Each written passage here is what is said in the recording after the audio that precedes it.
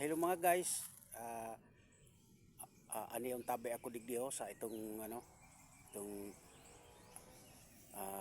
ano ng tatay ko, lupay ng tatay ko. Ani yung tabi ako ay Tagalogin ko.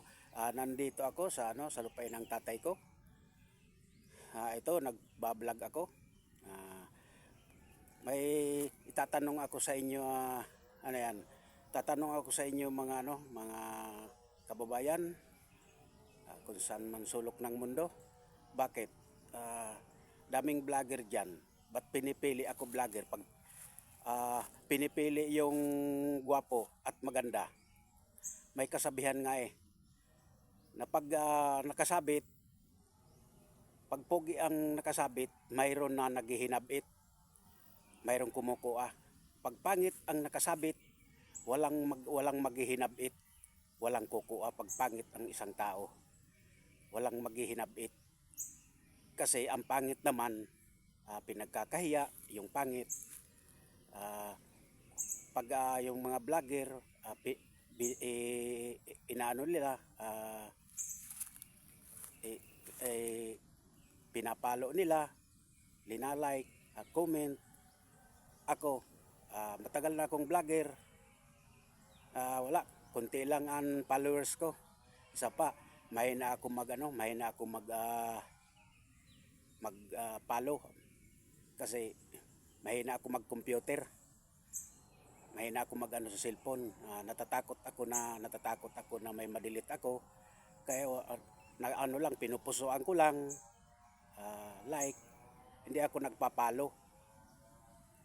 Pero alam naman ng iba na ako, may basis sa pinapalo ko sa mga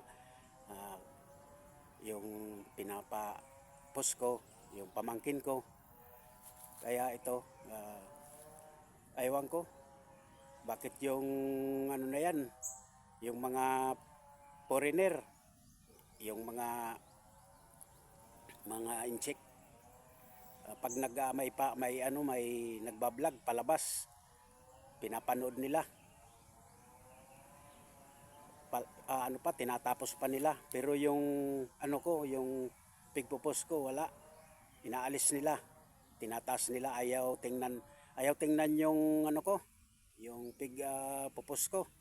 Ayaw. Pag pangit talaga ng isang tao, aywan ko sa mga ibang tao kung kasi wag naman kayo mamili.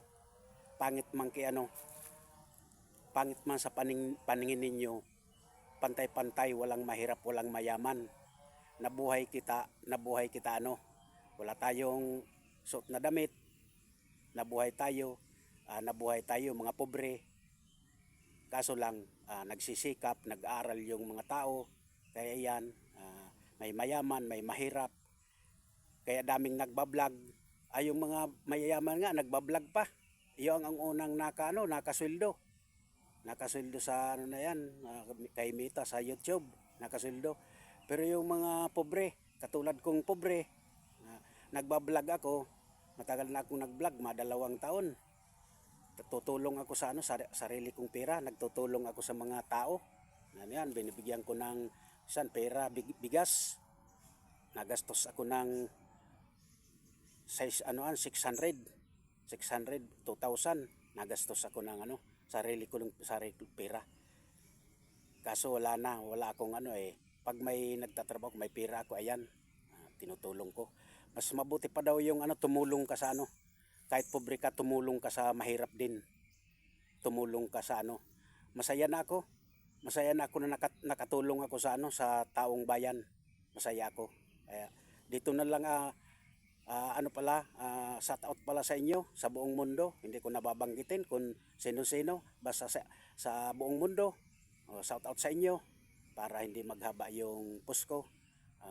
Thank you very much. Di nagtatapos ang video ko. Ang pamagat ko pala dito, ang ko dito, Kaunggoy Vlog. Dito nagtatapos. Thank you very much. Thank you.